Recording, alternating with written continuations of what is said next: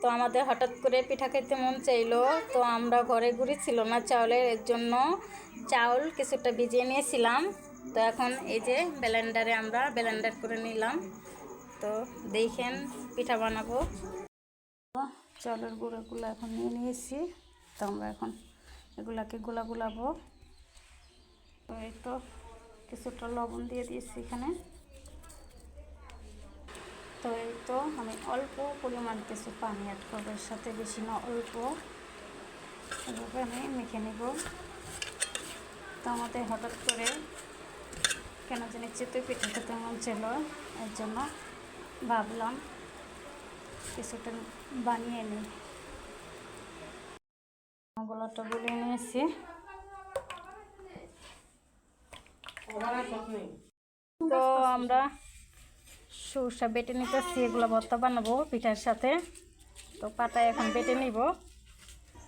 এই তো শীতল শুটকি আমরা বেটে নিব, এই যে পাতায় নিয়েছি বেটে নেওয়ার জন্য। আমি গোলাগুলো নিয়ে এসেছিলাম, পিঠা বানানোর জন্য চলে আসলাম।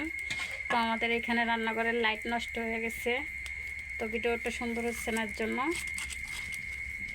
তো এই তো আমি এখানে পিঠা দিয়ে দিয়েছি। তো এই তো এখন আমরা পিঠাগুলো দেখে নিই। তো এই তো পিঠাটা আমার হয়ে গেছে। তো আমি পিঠাটা উঠিয়ে নিলাম। এই তো পিঠাটা আমি উঠিয়ে নিয়েছি।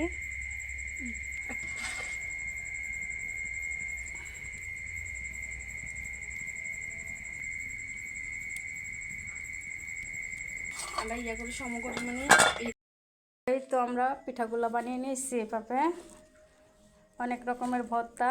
তো আমি দেখিয়েছিলাম তখন, এটা শীতল, এটা সরষা, আর এটা হলো পুঁটি মাছের ভর্তা। একটু ঝোল নিয়ে নিয়েছি। তো আপনারা কে কে পিঠা পছন্দ করেন অবশ্যই আমাকে কমেন্টে জানাবেন। তো ভিডিওটা এই পর্যন্ত, খোদা হাফেজ।